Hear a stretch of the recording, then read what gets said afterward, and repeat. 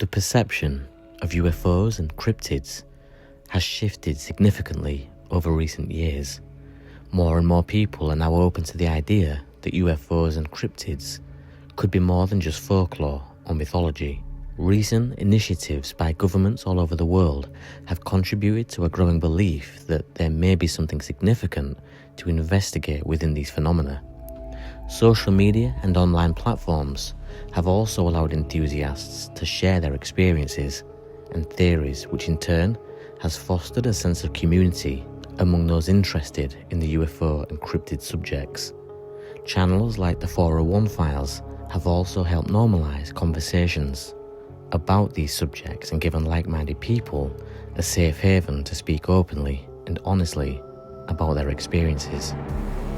Around 97 or 90, I think it was 97, and my brother was seven at the time.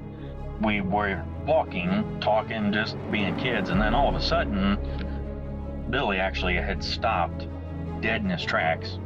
I ended up looking in the direction that he was looking and saw what at that given second I thought was actually just a dog. The part that immediately made us both realize that it was not just a dog was the fact that it stood up, and when it stood up on its back legs, and it was huge. Now my dad is actually a fairly large man himself. He's about 6 foot tall, and this thing was easily a foot or two taller than he was.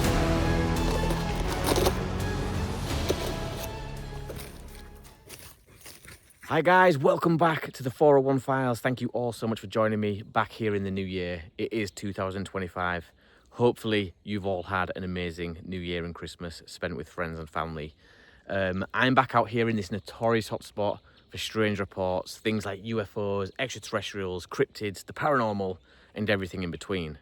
Now, as you can see, it's a very, very cold winter's morning. It's -3 currently where I am now, and the sun is trying its hardest to break through these trees and warm this area up. But let me tell you now, it's freezing cold. But we're going to make the best of a bad situation, or a beautiful situation, because this does right now look like a winter's wonderland, and it's going to make for some good footage. Hopefully I'll get some nice photos as well. But please do kick back wherever you are, get warm, get cozy, get a coffee on, relax, and enjoy the rest of this video. Without further ado, guys, let's jump in.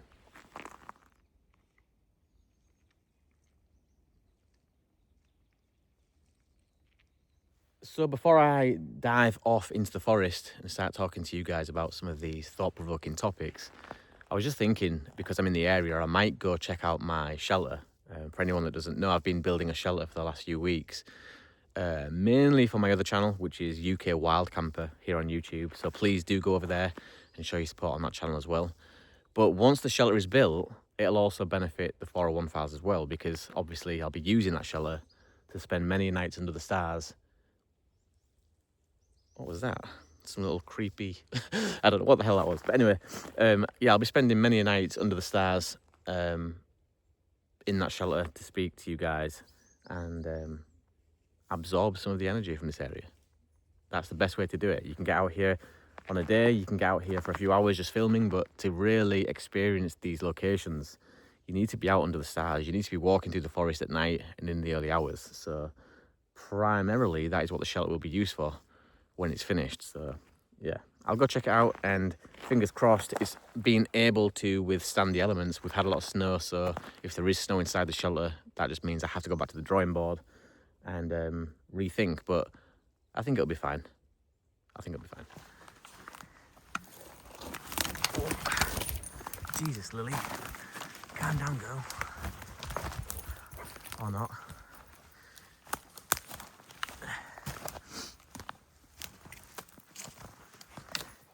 You's a crazy dog. You is one crazy dog.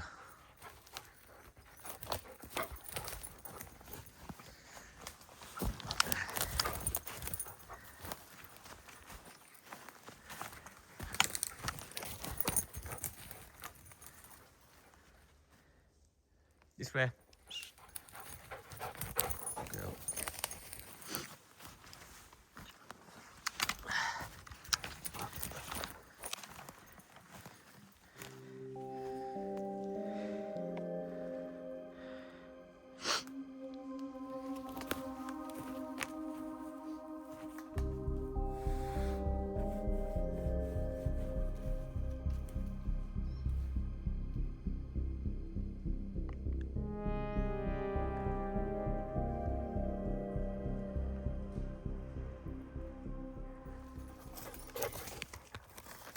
You're a vandal.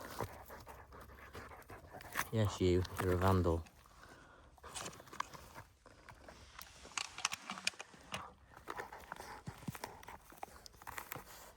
So I've said this many times before, but how can you see the sun? It looks warm, but it's not warm. Yeah, I've said this many times before on the channel, is just take a look at where I am. Like, how can you walk through an area like this and not think of cryptids? But it's weird, like, how is one environment more favourable, or does it conjure up more images of a specific phenomena than another environment? Like, for me, this doesn't scream UFO, this doesn't scream extraterrestrial, this does scream cryptid. But where does that bias come from? Like, what is it that's making me think that? Why am I in favour of this being more suited to cryptids than I am extraterrestrials or UFOs? Like, weird how the mind works in that way. But, you know, you go to the coast, you look out to sea, and you've got that mass expanse of sky and openness. That would obviously favour more in our minds UFOs and extraterrestrials, yeah. But you wouldn't be thinking cryptids, although cryptid sightings do happen out that way. So yeah, it's weird. If you can see here, guys, you see all the brown dirt where the snow looks like it hasn't fallen. It actually has fallen. But what's happened here is deers have obviously slept in this area overnight. For anyone that doesn't know, deers don't just lay down on the bare ground. They kick up all the topsoil before lying down. So it looks like there's been a family of deers here overnight, just sleeping under these trees. And yeah, that's what happens. So, I mean, I think now with the presence of Lily being around and the noise that she's making, they'll be long on their way, but I'll just keep my eyes out anyway. Not that we're in any kind of danger right now, because obviously rutting season's over or coming to the end, but I don't want to lose Lily for an hour while she's chasing deer. It's not fun. But yeah, fascinating when you find ground sign. I mean, I can see right now through here they've obviously got up from where they've been laid, and this is obviously being used for them to walk through. So it's a game trail. It's a game trail, y'all. Talking of game trails, I should get the game camera back out. I've not had that out for a while. I've actually got 2 game cameras, one of which I think you guys have seen, which is you put it out, you set record, and it picks up what it picks up. And you won't know what it's picked up until you get back to collect the game camera in. Now, the other game camera I've got is a bit more elaborate, a bit more fancy. It will send notifications through to my phone. Oh, wow, the shelter looks so good. So good. I don't know if you guys can see this. Yeah, that looks ace. I'm going to flip the camera around and show you guys as I'm walking up to it what I'm seeing. So yeah, it looks really cool. Looks like it's done the job. There's definitely no snow in there, which is cool. Wow. Yeah, that looks really impressive. I'm actually shocked at how much I got done, to be honest. What was I working like 3 days on this or something? So yeah, only a few hours each day as well, not solid 3 days. So I actually got more done than I thought, but that is cool. That is cool. Lily, what are you doing? Off there, you absolute numpty. You just try running up the side of it. It's not a solid wall. You absolute dick. Where did she just jump? Lily! What are you doing? Why does she think she can run up that? What is going on in her head? Don't you dare run up there again. But yeah, no, super happy with that. There's no snow inside at all. And everything seems to be holding up, so sweet. Just need to obviously finish it off now and get a little stone fireplace in there to keep it warm. Maybe a little log shed to store wood. And do the floor out, make sure everything's all level. Some lights in there, and I think it'll look really, really nice.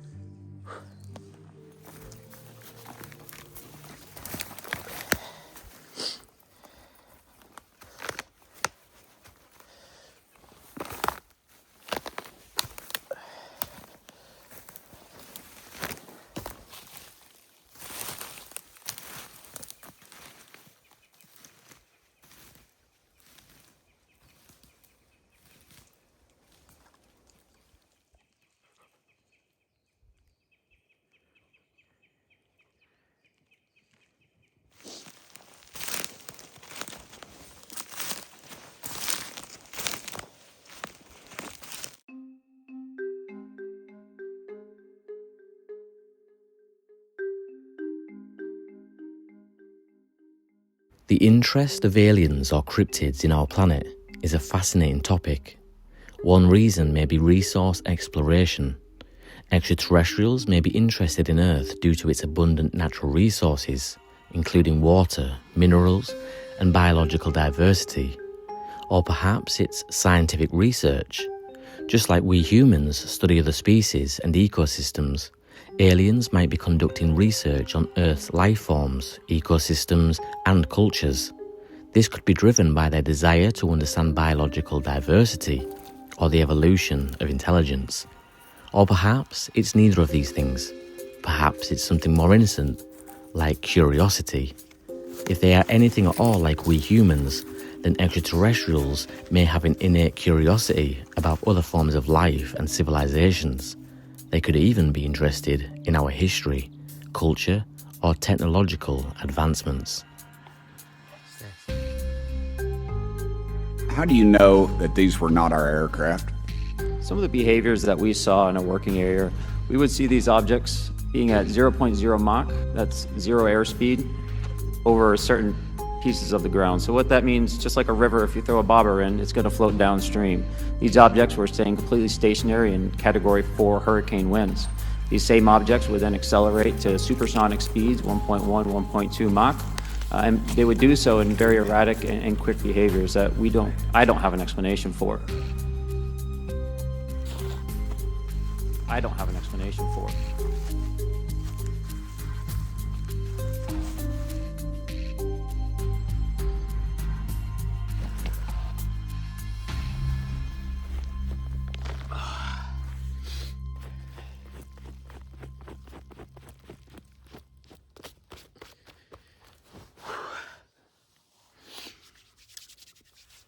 So it's definitely cold.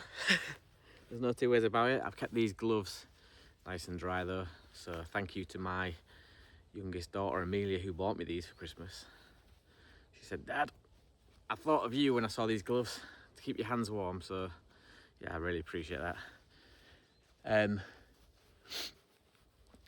But what a beautiful day, absolutely stunning. The sun is out and the sky is blue, so it's quite deceiving. I guess if you was tucked up somewhere in a car with the heating on or inside your house looking out at this, you'd think it's quite a nice day to be out, but it's not. It's freezing. But it makes for nice pictures and it makes for nice footage. I've had the drone out about 20 minutes ago.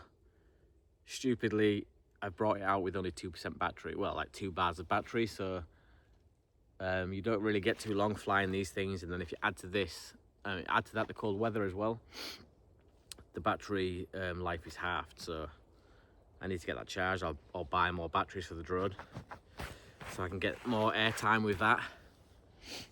But I was just thinking as I was walking through the forest about some of these recent UFO sightings that we've had.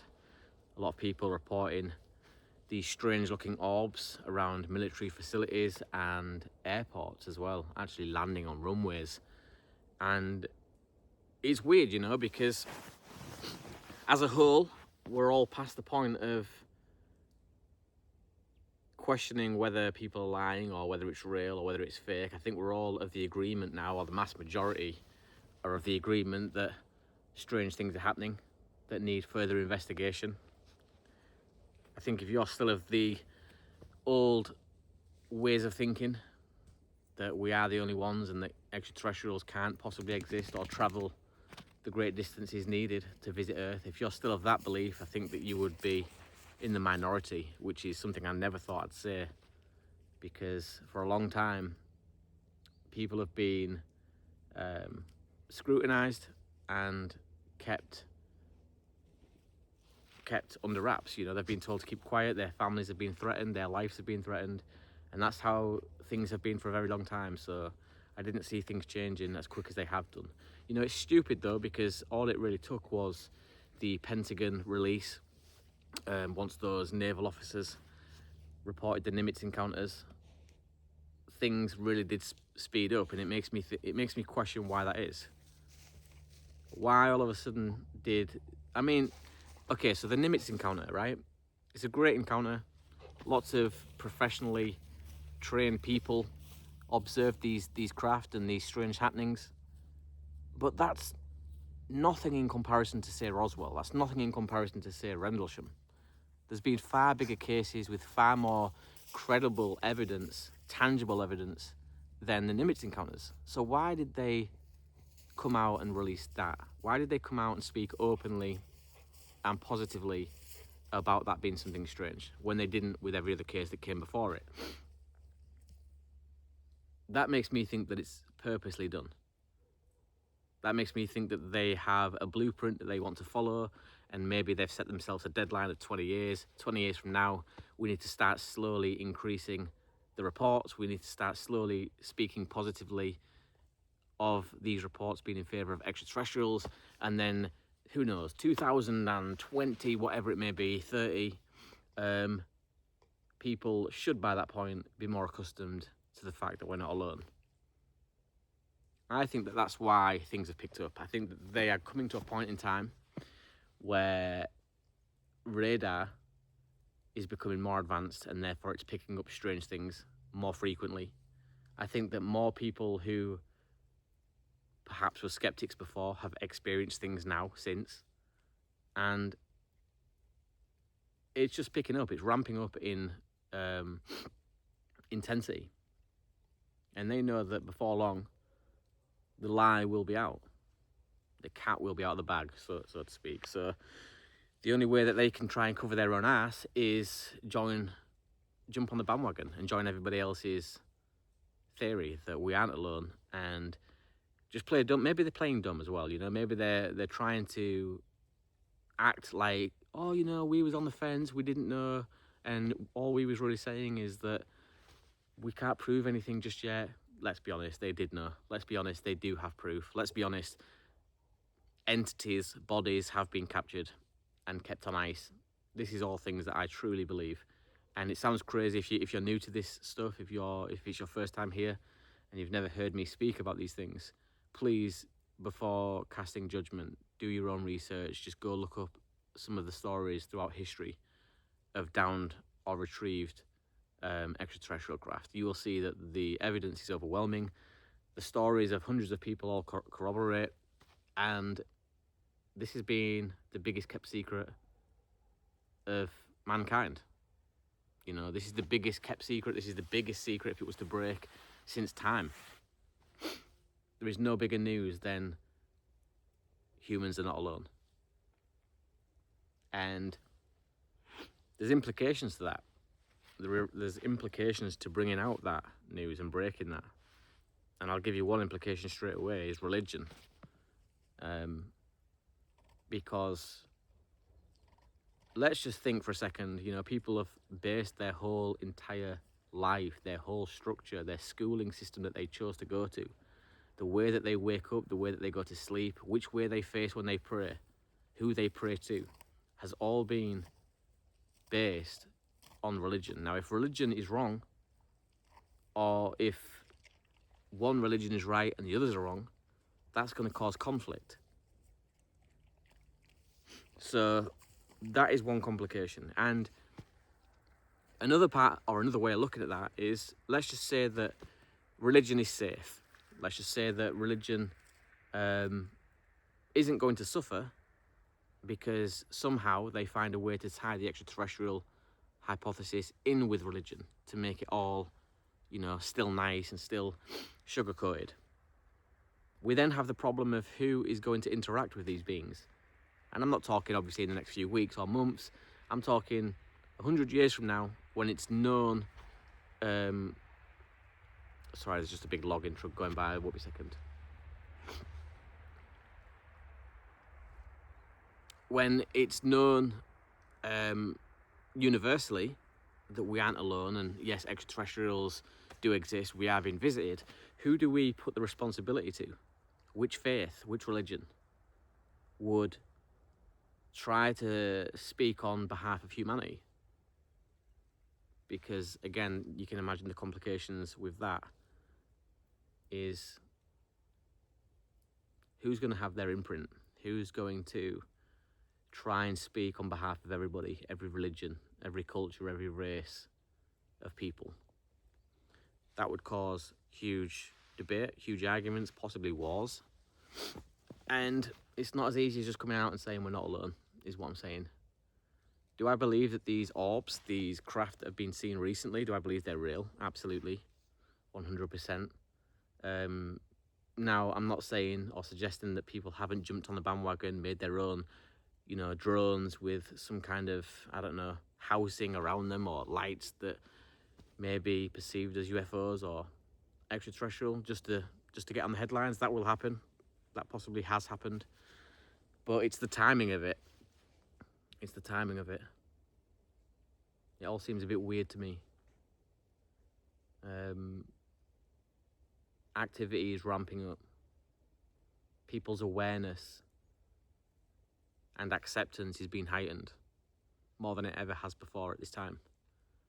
You can stop someone in the street now and not feel embarrassed about bringing up the subject of UFOs or extraterrestrials. Like, you go back 20 years ago, to stop someone in the street and say, do you believe in extraterrestrials, would have been a nerve-wracking thing, because you likely would have been laughed down.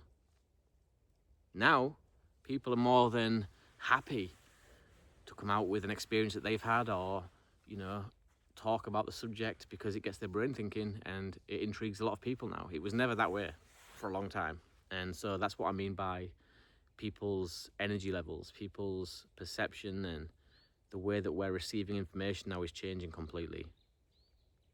Social media has maybe had a big part to play. Artificial intelligence has possibly played a part. But more than that, I think people are waking up to the fact that those in charge aren't all they seem to be. They're not honest. COVID, for example, highlighted a lot of those flaws, a lot of those areas where they aren't being honest, and people are being lied to. And I also think that during that time, people realise how little we are worth as people, just your average day person on the street. We're worth very little. We hold very little value to those at the top. And this has maybe gone in our favour, because now people are questioning everything, and it's a good time to be alive. It's a good time to be interested in these subjects. And who knows, I think that, the next 15, 20 years from now, I'll be saying very different things again. I could be having a very different conversation with you. It might all be factual, and who knows, we might all have the answers to every question that's been kept from us for the last 100, 150 years, maybe more. But fascinating. If you guys have seen any of these orbs, if you guys have witnessed personally or firsthand something strange over the last few months, then by all means drop down in the comments box below, because not just me, but people here on the channel as well really like to listen to these stuff. So yeah, it's always nice as a community, because that's what we are here as well. I'm not just one guy. I'm not the lead driving force behind this channel. Forget me. It's not about me. It's about the 401 Files. The 401 Files is bigger than me. This is about us, like-minded people, something that I always drum home here on the channel. I don't say, oh, thank you for joining me because you guys love me. I always say, thank you for joining me. It's a pleasure to be joined by like-minded people. And that's the main thing, is that it's a safe place for people to share experiences. And very little in the ways of ridicule takes place here on this channel, and I'm very proud of that as well. So yeah, you've had an experience, drop down below. Or if you don't feel safe, or you feel like you don't want to share it down below, then please email me as well to 401files@gmail.com. So yeah, I'm gonna get up and start moving, because I'm feeling the cold now, my feet especially, with my boots being in the snow. Yeah, I'll start moving and talk to you guys tomorrow. As I'm walking through the forest, this is how it works. Things come in my mind. I'm thinking back to conversations that I've recently had with certain people, and then I just like to hear your take on things as well. So it's a nice format. I have communications in real life. They spark thoughts or interest in me. I wonder what you guys would think. I'd make a video and you guys tell me what you think. It's a win-win. So if you've noticed a slight change in the format or the way that I do things with these videos, maybe the quality's dropped, maybe the quality's improved, I'm not sure yet. I'm just trying to gauge what you guys think. Or even if you notice, maybe you wouldn't have even noticed had I not mentioned it, but I'm trying to make things as raw as possible. This year, 2025, is all about me just smashing out content. And I think a big part of my problem is that I am a perfectionist. I like everything I say to be crystal clear and clean, and no ums or ahs, or, you know, if I don't say something in a certain way that I wanted to say it, I would do 20 takes. I'm trying to be a bit more raw now. I'm trying to get things out with as little takes as possible. And even just me doing this now, walking through the forest, talking to you guys, would be something that I would have possibly picked out a beautiful backdrop for and then sat down and positioned the camera perfectly. I'm not doing that anymore. It's all about being consistent. It's all about being relevant, I guess. Is relevant the right word? In the moment, let's just say. It's all about being consistent. I guess consistent is the word. And that's what 2025 is all about for me. So if these videos come across as a bit rushed or a bit unedited, a bit raw, it's because I want to make more of them. I don't want to be waiting weeks. I don't want to be trying to perfect everything that I say and do. I just want to get thoughts out onto camera and basically turn this into, like I've said before, a diary, a journal, me getting out, and a way for me to look back through the videos and be like, oh, right, cool. I remember that day. I remember when I was out and it was snowing and I spoke about that. That's kind of what I'm trying to achieve. So yeah, and hopefully doing it this way as well, the videos will be longer because I'm making less cuts. Less cuts to the footage means longer videos, and the longer that you guys watch the videos, the more that YouTube rewards me, believe it or not, because they want to keep people on the platform. And as long as you guys are enjoying it, that's all I care about. I just care about giving you guys something to sit back on a night when maybe you've had a busy day at work and watch. Because I have those people as well. You know, I have people on YouTube that I admire, or people that I like to see pop up on my suggested feed, and it's a nice feeling. So a lot of you have told me it's the same thing with the 401 files, and that makes me happy. The dog going crazy somewhere. Lily's ears are up. I'm trying to keep my eye on her for a little bit because I don't want her running off, getting into any bother with another dog. Sounds like it's quite a way off, but it always seems to grab her attention. I can still see it though, which is good. So let's talk about extraterrestrials, beings with superpowers and, you know, living off on planets maybe similar to Earth in the universe. Is that possible? Why would they be coming here? Why would they be fascinated with humans? These are all questions that fascinate me, and I think about them probably an unhealthy amount. Why does it fascinate me? Well, because I've had my own experience. But beyond that, you know, I've always been quite into sci-fi and the idea that there is other life out there. Just recently I've been thinking about humans, you know, and the whole ape theory that humans are the cousins of apes, like the great apes. How plausible is that, if at all? Something doesn't weigh up. For me, personally, something doesn't match up. It's just too much of a leap.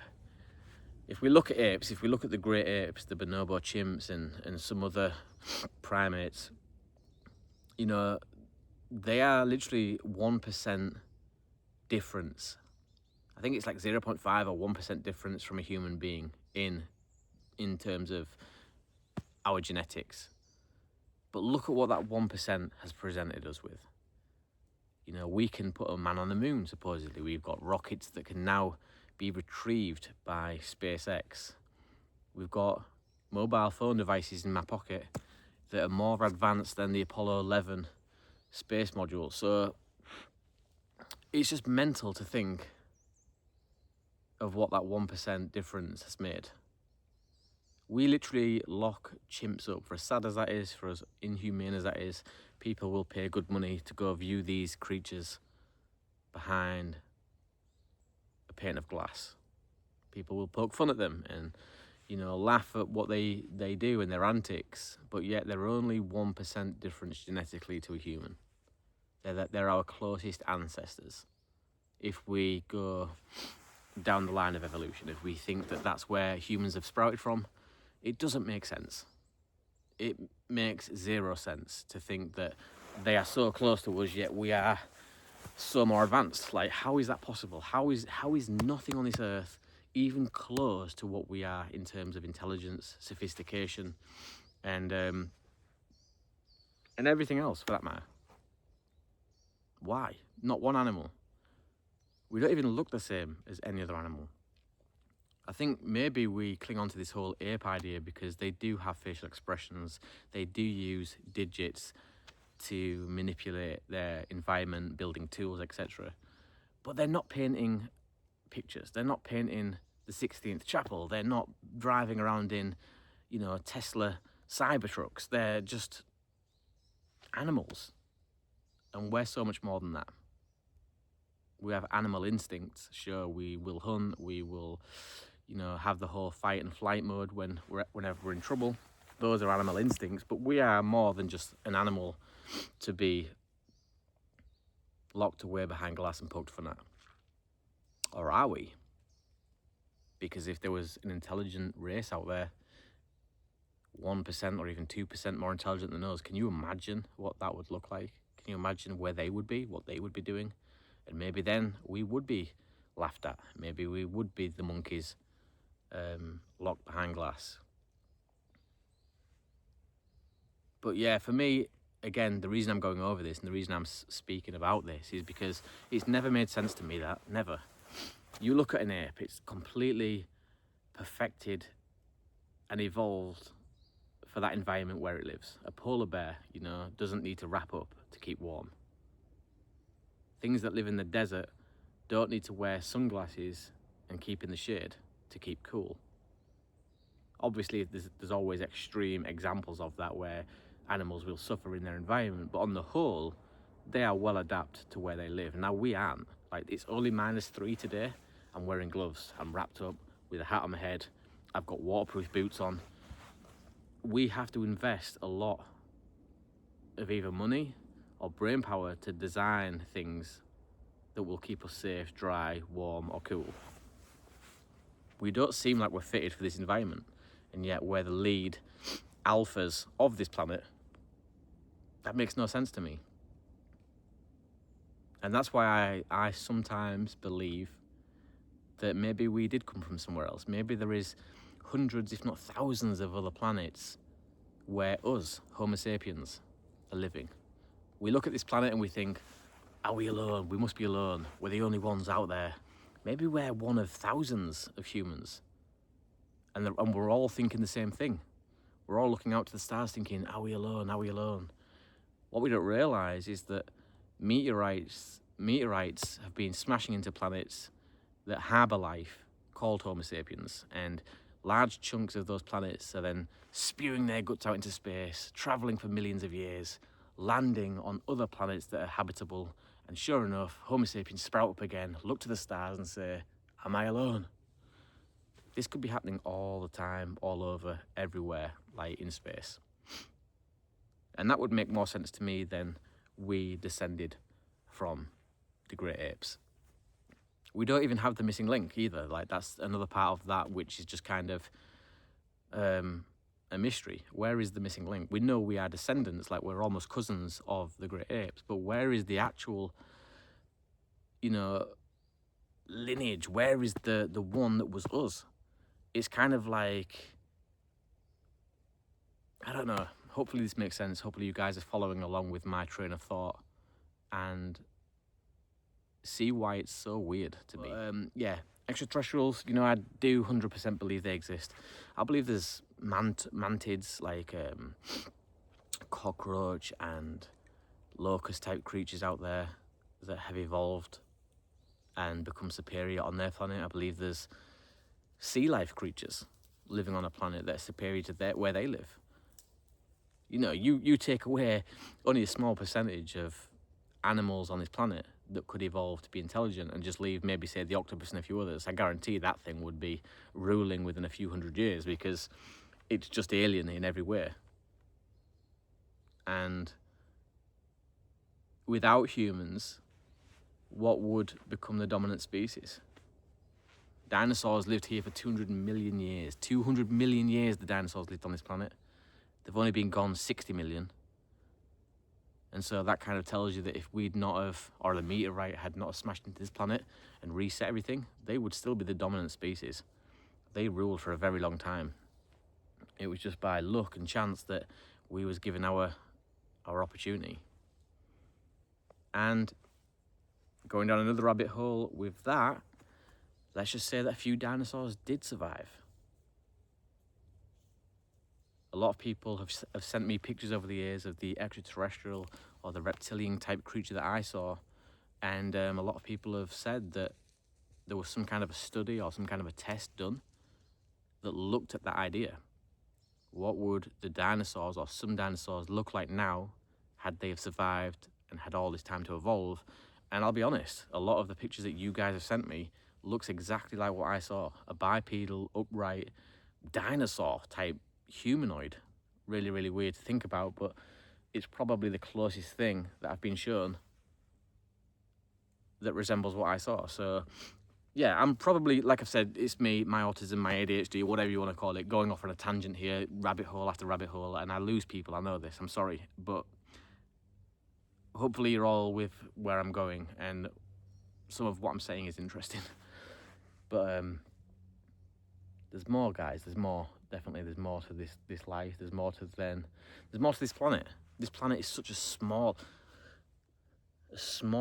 speck in the grand scheme of things, but how important is that speck? Well, to us, obviously, it's everything, but what about extraterrestrials out there in space? Do they look at this planet with the same intensity? Is there some favorability going on as well? Like, are these extraterrestrials coming to this planet to save us from ourselves or some other hostile extraterrestrials? Is there some reason why that would be? What is the importance of this planet if what I've just said is true? If there is life everywhere, what is the fascination with Earth? I'm not sure. I'm not sure what the fascination is, if any at all, but I do believe there is life everywhere.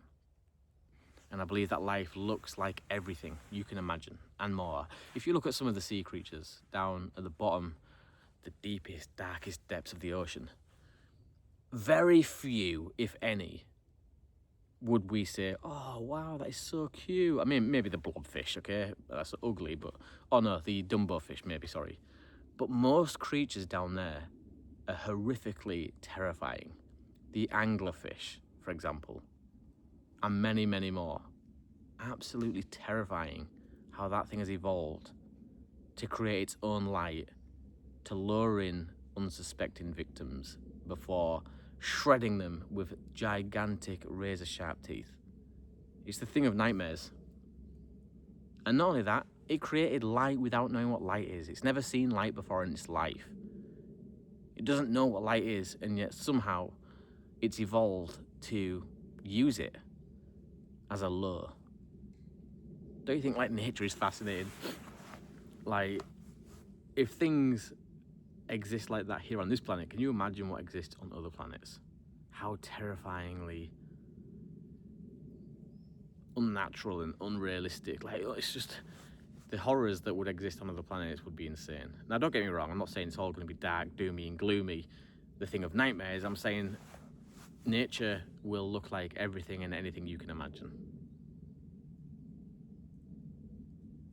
which is a good thing, I guess, because that means technically there will be humanoid-looking people out there as well that we feel like we have a connection to or we can relate to, but ultimately there'll also be the thing of nightmares, and we have no say on which one of those come to Earth to either dominate, investigate, explore.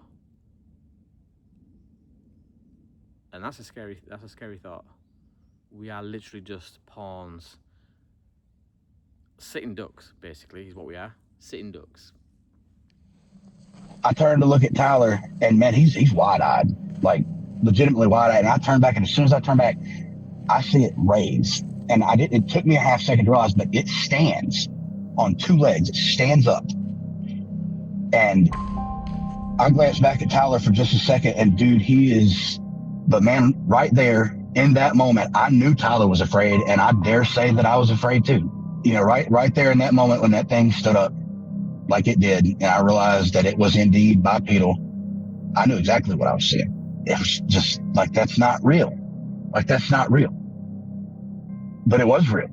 Wow, what a beautiful place. It's like Narnia, and I've said this so many times in the past, but when you've got snow on the floor and you're in the forest, it's a different world. Completely. It's a different world. I'd like to talk to you about the power of truth and the courage that it takes to speak it. In a world filled with noise, opinions, and sometimes deception, standing firm in your truth can be one of the most powerful acts that you can undertake. Fear of judgment, rejection, or backlash can often silence our voices, but I urge you to remember that your truth is valid and essential. Each of us carries unique experiences and insights, also perspectives that deserve to be heard. When you express your truth, you not only empower yourself, but also inspire others to do the same. Embracing your truth requires bravery. It means standing up against the tide of conformity and saying, "This is who I am. This is what I believe." It's about articulating your thoughts and feelings with authenticity. Because even when it feels uncomfortable, remember the greatest leaders and change makers in our history have all faced adversity because they chose to speak their truth. So I implore you never to be afraid to speak your truth, whether it's in your personal life, your workplace, or your community. Let your voice resonate. Share your thoughts, share your stories, and let your authenticity shine. Remember, the truth may not always be easy, but it's always necessary.